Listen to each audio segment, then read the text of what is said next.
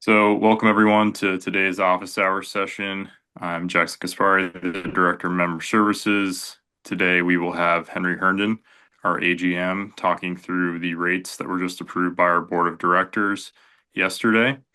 And there will be plenty of time for question and answers, discussion portion of this session. So, I'd ask that you please hold questions until the end, let Henry get through the core material, and then plenty of time to answer any questions you may have or address comments.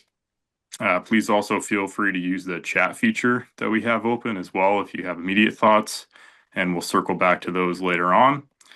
We have Nick Gosling, our communications manager, monitoring things in the background as well. So between the three of us, we should get through this and hopefully none of us run into issues with the storm today. So we acknowledge that that is a factor right now. But with that, I will turn it over to our AGM, Henry Herndon, to go into the materials. Thanks, Jackson, and welcome everybody. Looking forward to discussion and Q&A. We're here to talk about the rates that were adopted by CPCNH's Board of Directors yesterday and that will go into effect on February 1st, 2026 for a 6-month period. And we'll talk through what the rates are and some of the underpinning assumptions.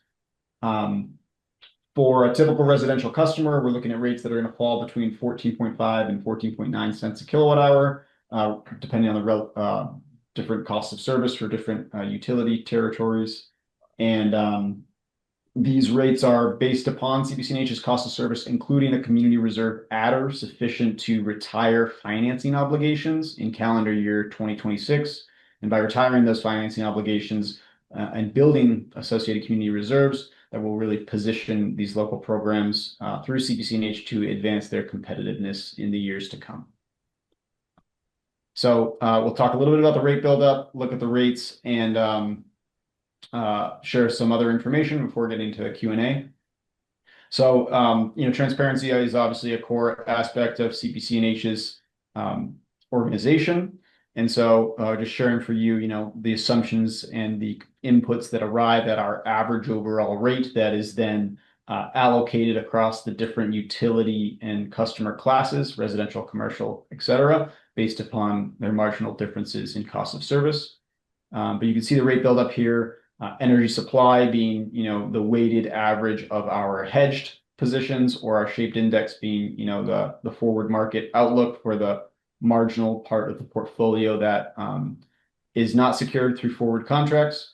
And then other factors being, ancillaries and fees. These are aspects of the wholesale ISO New England marketplace. And one thing we have observed recently is part of the cause of increased rates and increased costs across the board, across the market, is this DAISY charge, this day-ahead ancillary services market, that is coming in about double the cost of what was originally forecast. This is a new charge as of March of this year. An ISO charge? Yes.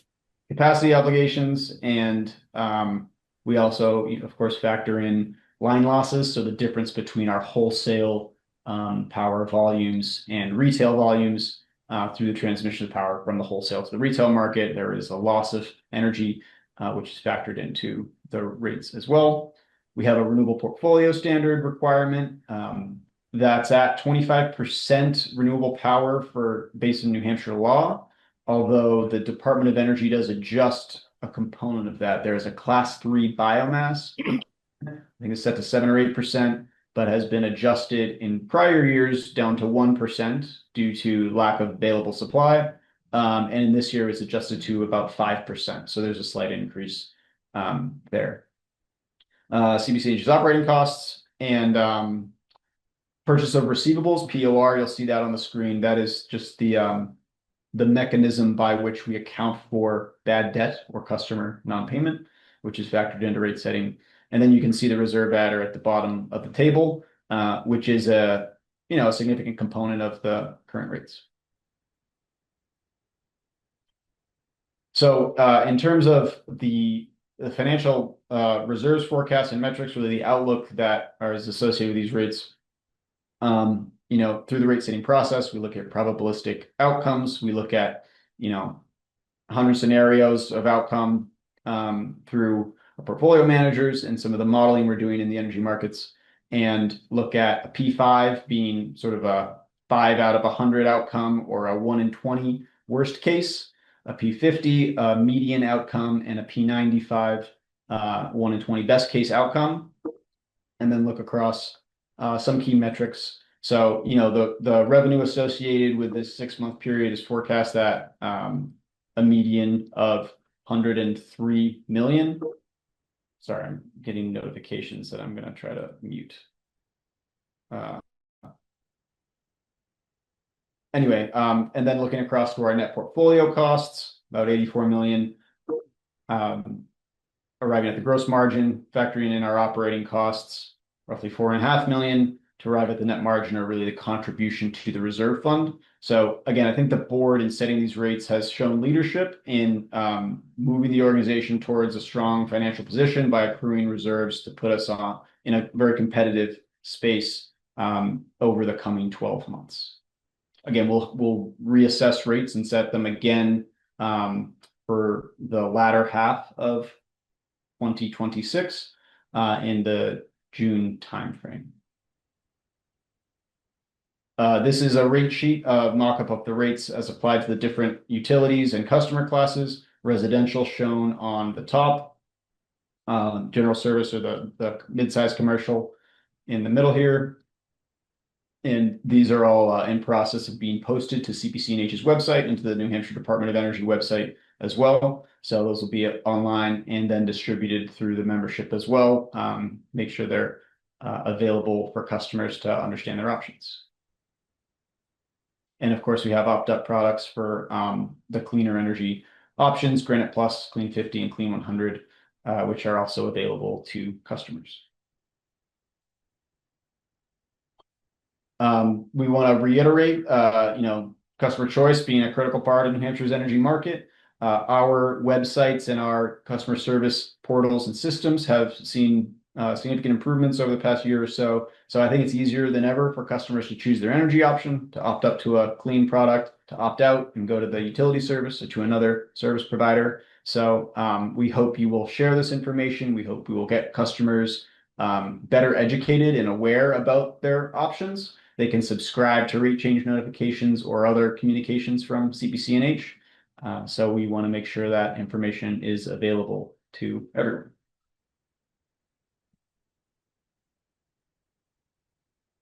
And then lastly, we just want to make sure that all the folks on this call and everybody in the membership is aware that our staff are available to support local meetings and education. So we'd like to attend your energy committee meetings. We'd like to attend your governing body meetings and support these discussions and other discussions about energy issues. So please do reach out to us. Please get us on your calendars if you think it would be supportive. We are here to join you there. So that is the summary of the information. And then I'd be pleased to turn it back to Jackson in case I missed anything, and otherwise open up and have a discussion with the members. Appreciate all of you being here. Yeah, thank you, Henry. Thanks all. The only thing I'd mention is that you can expect information on the upcoming rates to be available on our website Monday. We are also preparing a rate announcement that will be distributed to the membership in the Monday timeframe as well. That will be accompanied by a talking points document. So we're trying to prepare you with the materials that you need to be able to explain this change in rates. And just want to reiterate Henry's point that, the member services team as well as Henry are available to assist in answering questions. And we're certainly happy to attend any local meeting conversations if that would be helpful.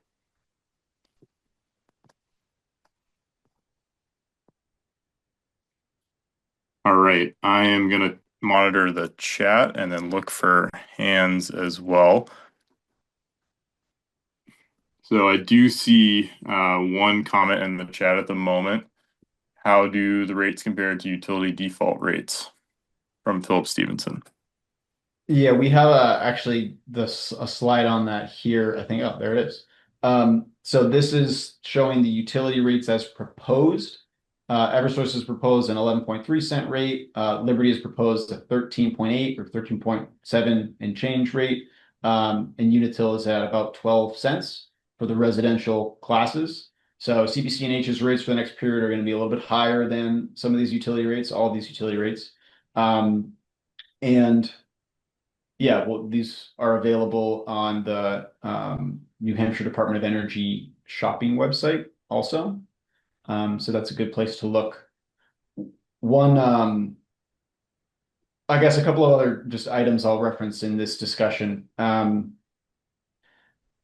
I think one of the values that we generally understand with community power is the drive for more awareness and more competition. And I think it's interesting to know that Eversource supply rates in Massachusetts are actually a little bit higher than the rates that CPCNH is adopting for the upcoming period.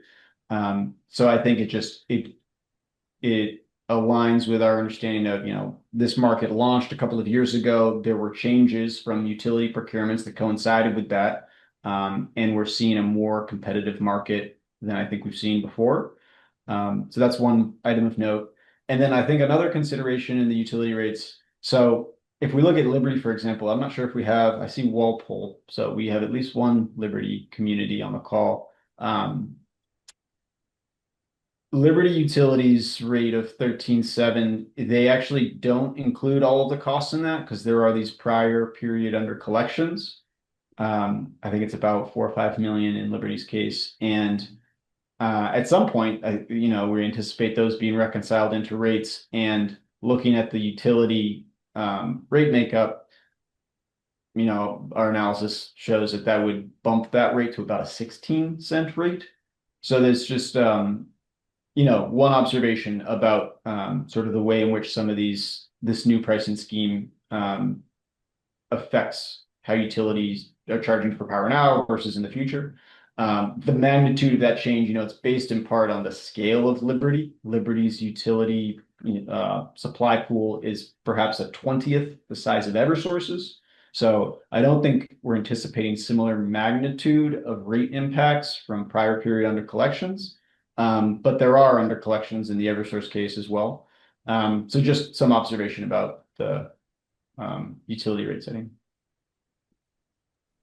Yeah, I think that's helpful, Henry. And I would just point out as well that these are proposed rates. I'm not aware that any of these have been actually approved yet, which is on the slide, but just to reiterate that point. A couple other comments in the chat. One from Walpole, I'm not sure who the individual is, but are the utility rate components available like ours? So is the information available within the docket filings to show the breakdown the same way that we do? They might not show it exactly the same way, but yeah, there's a lot of good information available through public filings at the Public Utility Commission on utility rate setting. Hey, this is Dina Okay. Dennis here. I'm just going to jump in to clarify that the commission has approved the rates for Unitil. We're expecting decisions in the Liberty and Eversource cases later today or sometime today. Okay. Yeah, thanks, Dina. That's helpful to understand the time frame there. Appreciate that. Okay, a question from Gabrielle Watson. What analysis do we have of Eversource's prior period under collections? What would their rate look like if they're recovering them now? My understanding is that there's one instance of a billing system error or load settlement system error under collection or loss. That's perhaps they're seeking maybe 4 to 5 million in recovery for that. My understanding is that might move the rate less than a cent, so from 11.3 to perhaps the high 11s, but not a 3-cent move or a 2.5-cent move like we're looking at for Liberties. And then I am not. I don't have knowledge of under collections associated with the proxy rates, not necessarily collecting all the costs for Eversource. Okay. Go ahead. There is a couple million more that they undercollected as of the end of July that they hadn't assumed in June. so their current recovery of prior period, that immediate prior period under collection is short at this point. They did have some over collections in the early fall, as they did a year ago, but those might, those are quite likely to be wiped out by under collections this month and next month, but that remains to be seen. But they will, if by May they have net under collections, then they'll likely be, which seems more likely than not. And two of the utilities actually testified on the stand that they believe that the proxy rate it's more likely than not to undercollect than overcollect, as our own analysis by Samuel Golding that was entered as testimony back in the spring indicated. There's still a chance, depending on the market, that they could end up even with an overcollection, but it seems likely that they'll have additional undercollections that will go into the rate starting August 1. And in the Unitil case, they adopted our recommendation that they begin to recover those every 6 months and reconcile every 6 months rather than waiting for an annual reconciliation, which partially led to Liberty's deep undercollections relative to their load. So, it all remains to be seen, but I would say it's likely that there'll be, for Eversource, some pretty substantial undercollections this winter. And that will show up, with a bigger effect in the rate starting August 1. But remains to be seen. Yeah, thank you. Thanks, Cliff. That's really helpful. And I think that just underpins the context that Henry brought up earlier, that the market dynamic has completely shifted since Community Power launched, and it makes it very hard to compare rates as apples to apples because of this sort of ongoing proxy rate under over collection scenario, and not having necessarily certainty on reconciliations will occur. So it's something we're obviously continuing to monitoring, and our regulatory and legislative affairs team has done a great job engaging and tracking ongoing developments at the PUC. So much appreciation for that. I see a couple more comments in the chat that I'm going to move to, Henry. One from Howard Callett from Rye. Are there outstanding under collections that Eversource may be looking for compensation? So I think we just answered that one hopefully for you, Howard, but feel free to follow up if there's any additional context there. And then another one from Ken Traum. Does CPCNH have to recover some types of costs through our rates that the utilities recover through their base rates? If so, what is the magnitude of those costs on a per kilowatt hour basis? So if I'm understanding the question correctly, I think that, so there's the T&D, there's the transmission and distribution side, and then there's the supply side. And in terms of the supply rate or the supply product, the cost drivers and the cost buildup are the same or similar. The differences would be on the margins in terms of the relative operating cost or administrative cost. And then, you could look at a utility under collection as akin to a reserve adder, perhaps. You could compare those two. They're not identical. I'm not sure if that exactly answers your question, Ken, but they should be, they're in the same marketplace. Okay. I will continue on. Maybe Ken has a follow-up in the future, but there is a comment from Andrew Hatch asking if you could speak more to the Daisy charge component. It's a new charge in the ISO market. It's an ancillary market. And I mean, we are analyzing it, how it impacts our costs, and preliminary analysis shows that, so other costs, there's this correlation between load and price on Daisy. So if we have a load shape that has a morning peak and an evening peak, then we have higher loads in the morning and the evening, and then the loads may drop in midday, perhaps in part due to the distributed solar, the duck curve. And as we have those higher loads, we may also be experiencing higher Daisy charges during those time periods. So we're analyzing its impact on us, and it's just one of those things that I know the market is discussing, and there have been conversations within ISO and some reports just because it is coming in at this higher, maybe, $6 a megawatt hour, relative to what was forecast, perhaps 3 or less. So that is a charge that is experienced by all suppliers in the market. Yeah, thanks for that, Henry. And that kind of plays into a question from Stephen Eckberg in the chat saying, you state the market dynamics have changed since CPCNH launched. I think that's actually referring to a comment I made. Are you referring to larger New England market or just the within New Hampshire market situation?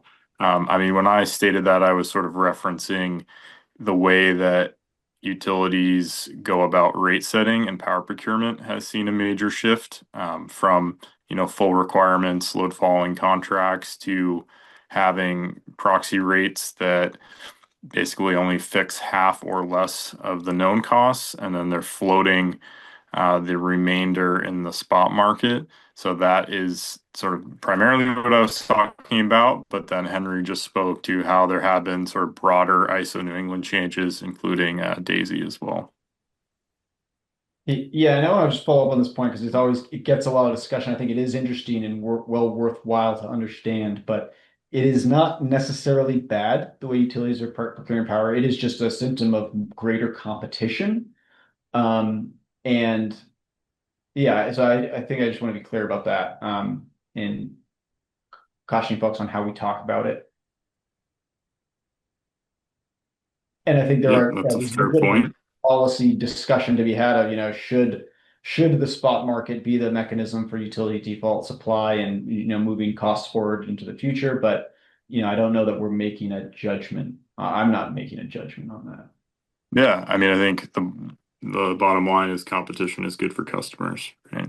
So, And I think the change in how utilities buy power, it coincided with the community power launch.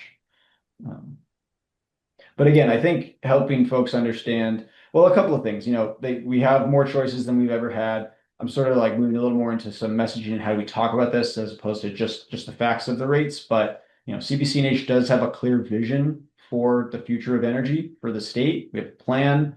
These rates are a part of getting to that plan. I think the board has shown leadership in making these rate setting decisions to ensure we can have healthy reserves that really are owned and controlled by the member communities and allocated across those member communities and will enable us to realize our long-term commitments to members. So that's expanded competition, that's local control, that's having a meaningful say in shaping the energy market, that's developing projects and programs, that's showing up at the Public Utility Commission and the legislature, that's helping all the communities be educated about their options. So yeah, I just want to share that as well. yeah, thank you, Henry. And a lot of that we will document as part of our sort of follow-up outreach that will occur on Monday. I mentioned some of those talking points and other items that we'll share out with you all. I have a question from Beth McGuinn in the chat, and then I see there's a hand from Lisa as well. So I'll go to Beth, and then you're up next, Lisa. Did CPCNH have any over/under collections during this current rate period? Also, how did our utility by utility pricing do in comparison to each utility's CPCNH cost to this period? So kind of talking about under over collections for us, and then our cost of service rate buildups. Yeah, so CPCNA over under collections. So we are forecasting positive contributions to reserve for the period. The current forecast on reserve contributions is coming in slightly less than the median of what was originally forecast. So I suppose you could call that an under collection, but it is not a loss. It is a downward adjustment to reserve contributions slightly relative to original forecast. But again, on positive, for this current rate period is putting CPCNH on a positive track in the right direction. And then in terms of cost comparisons with utilities, I may speak sort of generally here and try not to get too specific, but there are different costs in terms of when do different suppliers hedge or lock in futures contracts. And additionally, there's a difference in if one supplier is only fixing 50% or less of their costs and taking, the forward, projecting what the spot market cost would be, that could impact how they price energy. So I'm not sure this is exactly answering your question, Beth, but there are ways CPCNH can improve its competitiveness. One of those is by building the reserve fund. That would then mean less of a reserve adder needing to be in the rate, in years to come. And that would mean lower financing costs. And then there are things on the portfolio side in terms of having more flexibility, having the ability to make risk-informed decisions about how and when to buy power. So I don't know if that's exactly answering your question, but I hope that's helpful. Follow up, Henry. I could have been clearer in asking my question. Last this rate period was the first that we had different rates for different utilities within CPCNH, and some rates obviously were higher than others because we expected the costs for those utilities to be higher. And I wonder if what we expected actually was true, that it cost more to service Unitil customers than it did to service Eversource customers. Being from a town that has both of those, I'm getting asked that question some. Yeah. Yeah. Okay. So that's helpful. So the answer is yes, there are different costs to serve, and this is going to play out in our cost allocation and benefit reports. So what we are seeing, and I think we are, refining and improving upon, is the rate of reserve accrual being more evenly distributed across the members in the different utility territories because of the cost of service rate pricing. Whereas in prior periods, if you're charging two separate utility customers the same residential rate, that will show up in the form of different rates of reserve accumulation for the two communities. So we want to equalize that. We want to have fair contributions to reserves. Great, thank you. All right, thank you, Henry. I see. Go ahead, Lisa. See your hands up. Yeah. So I know, the board set these rates with the intention of becoming more competitive sooner rather than having that recovery take longer. So our contribution to reserves is about 2 cents, and that turns out to be about 14% of the rate.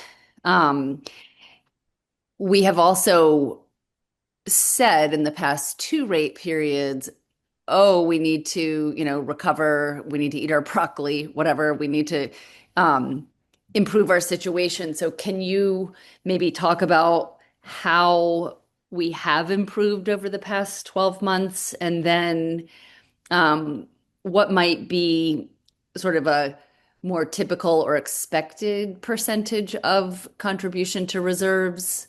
Because clearly 14%, it wouldn't be sustainable. Yeah, those are good comments, Lisa.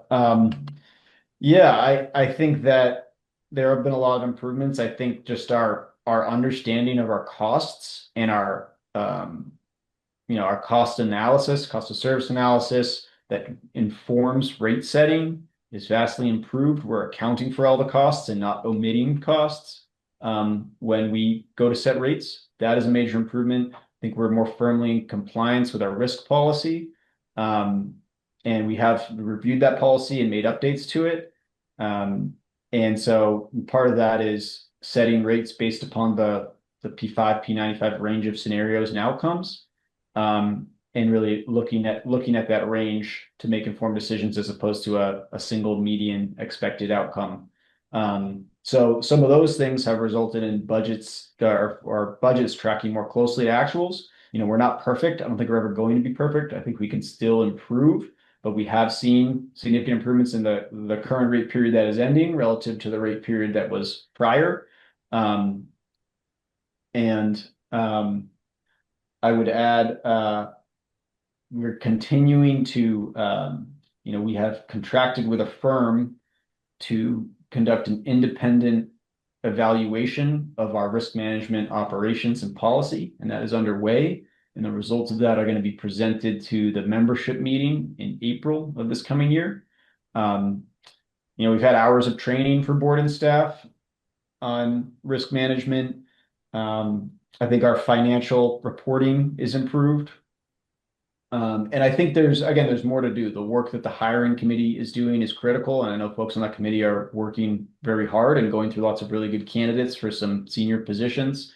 So ensuring we are continuing to fill out the internal staff capacity. We've made progress there, and there are items that are in process that are soon to conclude.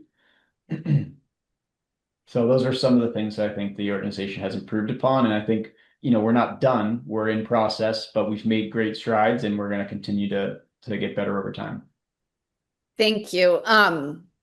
Yeah, that's helpful. And then your second question. Yeah. So what percentage? So I agree. 2 cents is not sustainable. 2 cents is to, get back on track, and to try to meet our targets. And actually, I want to be clear about this point. I think everybody should understand this. The 2 cents is not set primarily to build a certain amount of reserve. It is a cash flow liquidity requirement. It is set to put CPCNH in a position of having sufficient cash flow. And then the byproduct of that is the accelerated build to reserve. And I think that we can expect 2026 will be a year of, getting up to sufficient cash balances in our accounts, for risk management purposes and to ensure our stability. And then I think we could see dropping that to 1 cent a kilowatt hour, moving into the next year, and then getting it down lower to 0.5 cent or below once we are between our minimum and target reserve levels. So there is a significant, that will become a much smaller figure, and additional values that will make the organization more competitive are lowering of financing costs. If we have healthy reserves, we don't have to pay interest on financing from external sources. We can then register into the wholesale market, and we can become more agile and realize greater value in that way. So there's a number of things that will then flow from bringing money into the reserve over the short term. Yeah, thank you, Henry. That's really helpful for the future outlook. I see a couple more questions and comments in the chat. One is, are the IOUs able to buy power cheaper? Yeah, I think that's a fair question. I think given a status of CPCNH being on firm financial footing and having healthy reserves, I think that CPCNH utilities would be very competitive in their procurements. On the margins, CPCNH may have marginal additional operating expense relative to utility administrative costs. I don't know the exact amount of utility administrative cost. But that is on the order of, depending on our scale, less than 0.5 cent a kilowatt hour. And then again, there are these questions where, we see a range of the utilities from 11 to 14. Not all the costs are included in those. This method, it may be advantageous. It may cause swings up and down as rates are reconciled forward into the future. So yeah, I think absolutely. Over the long term, I think CPCNH and utilities will be competitive in their rate setting. And I think that is a good for the state's energy market. Okay, I see a next comment directed at me from Joe, asking if we will have a press release that can be used, put emphasis on benefits such as additional clean products. And my response to that is, yeah, we're in progress of working on our rate announcement, which will essentially serve as our press release, and that will be going out on Monday, and you will be receiving a copy of that. And if there is specific information that you would like to share locally, please reach out and we can help with that also. And I'd like to say one more thing actually about this, competitive. How does the market become more competitive? Can CPCNH compete with utilities?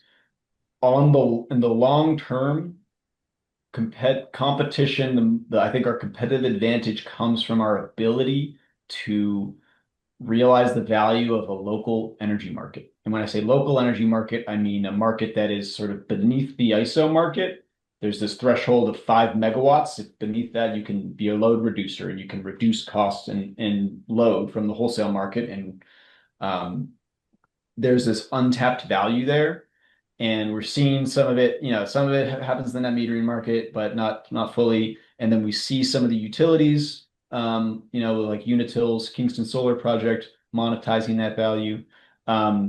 So like long term, the competitive advantage is to unlock that local value so we don't have to pay ISO New England charges or capacity costs or the interstate transmission costs. So we're not beholden to those because we're using our homegrown resources.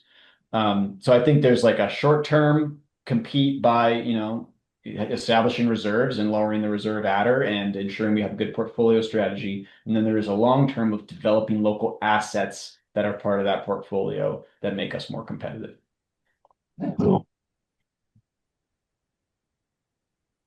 Great. Thanks, Henry. I'm trying to track the chat here, making sure I'm staying up on it.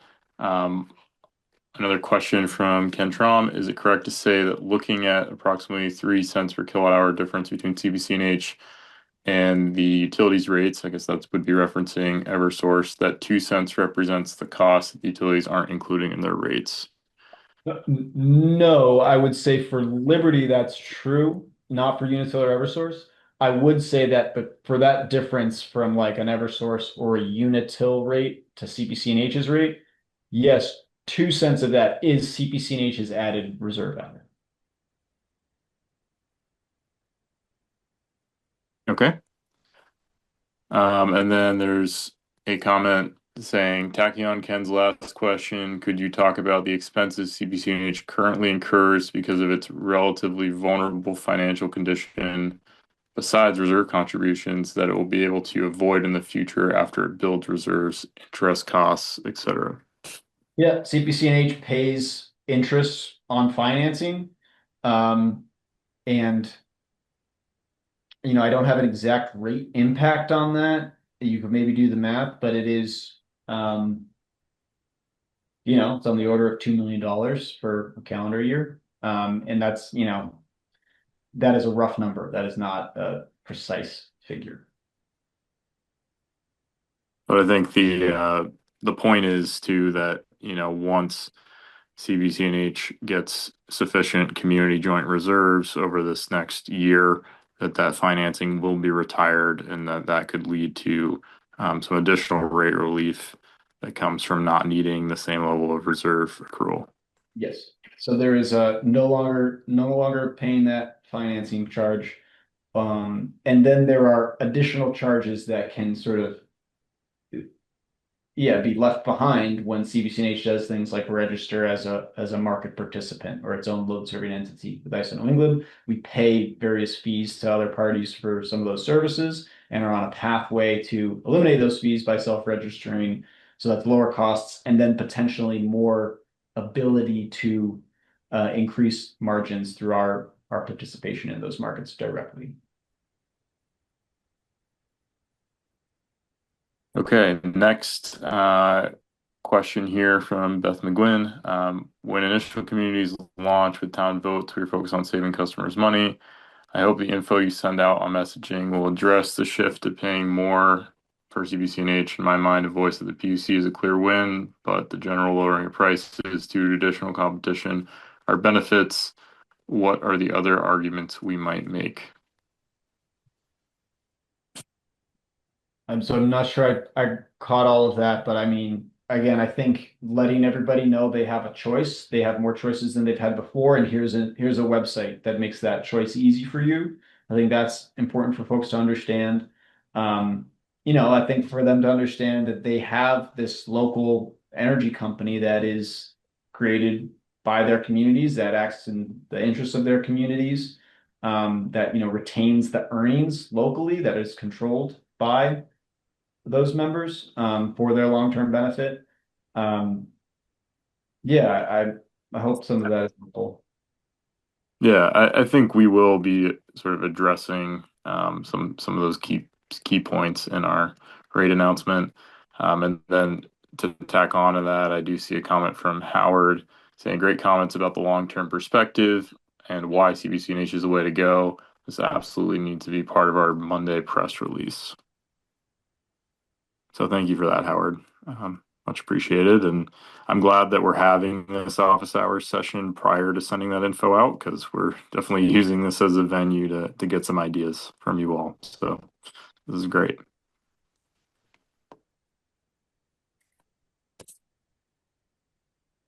Okay. Still monitoring the chat here. I'm not seeing any additional hands at the moment, but we'll definitely take a pause.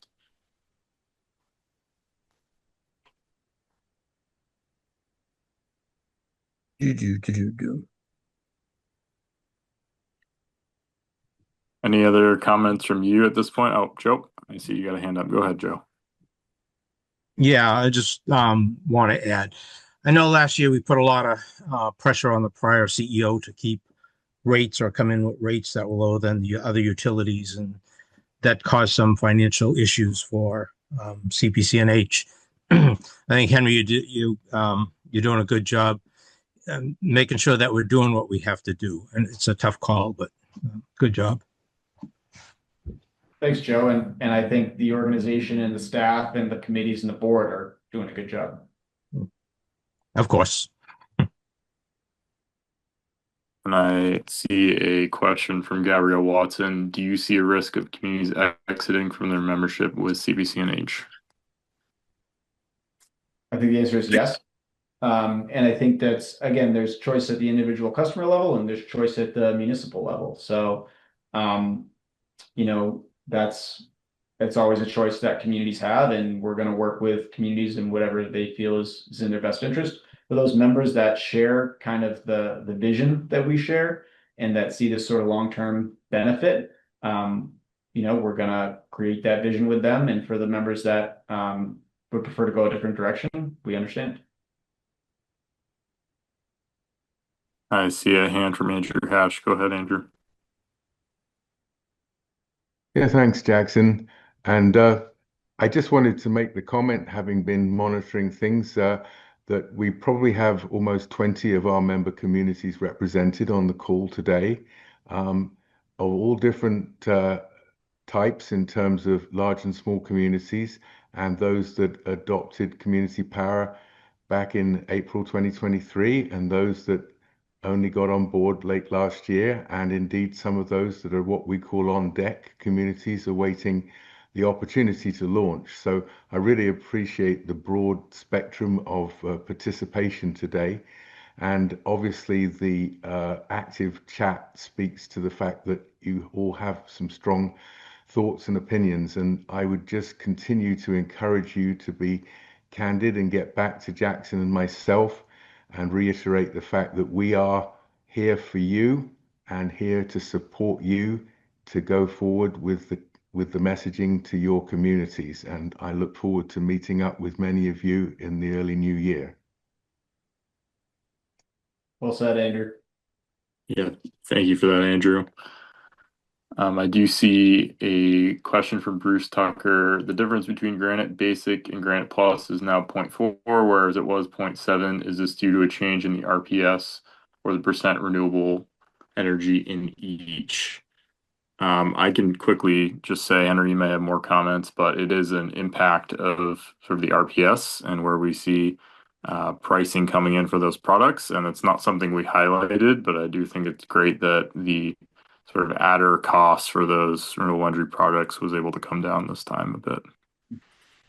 Right. The floor of the renewable portfolio standard has gone up a little bit, so the added cost for the opt-out products has come down a little bit. And then I see a question from Kurt from Mason. Can you comment on Calpine's involvement with CPCNH? Yeah, Calpine's a key partner. We really appreciate working with the folks at Calpine. We work with them on the retail data side and on the customer service and contact center side, and we work with them on the wholesale side.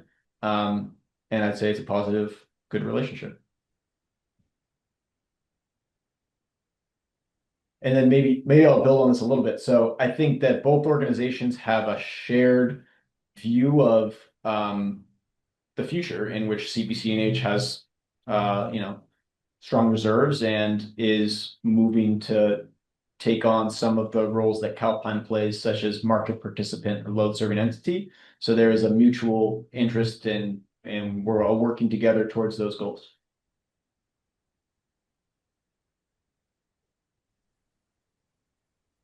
All right, thanks for that, Henry. Still taking a look for hands. We do have about 15 minutes left, so there's certainly more time for questions and discussion if folks have them. But if you don't have anything now, there will definitely be more opportunities to connect, as Andrew said. So feel free to reach out individually also.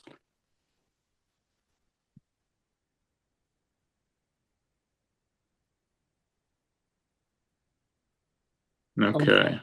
I'll just say I'm Go about to ahead, send Cliff. you an email with one thought, which is I think for all of our methods for people to opt out, that we should get into place an option that's easy, low friction for them to check a box or do something that says, please, notify me when your rates are lower than the utility rate. So if somebody departs, they opt out. If they want to know when our rates are lower than the utility option, we have their email address and permission to send them a notice that say, hey, now our rate's lower, you can opt in if you'd like. But otherwise, we have no way to communicate with those people. Yeah, thanks, Cliff. That is a good thought. That is something that we have implemented with our customer service representatives. So folks that call over the phone or email are certainly alerted to that option. And Okay. I will need to work with Calpine on seeing if it's something that we could integrate directly to our iframe interface. So Yeah. that would be a nice addition. Yeah, it would be a nice addition. And people can, if they check the box, then it says, could just say, please provide an email that will only use to notify you when our rate's lower. And if they don't check Sure. the box, Yep. they can just go and finish the opt out. Great. Yeah, Something like thanks, that. Cliff. Good feedback. Okay. Thank you. Yeah, thanks everyone for coming. We appreciate it. Yeah, thank you all. Do really appreciate the engagement and all the time, and we will be in touch.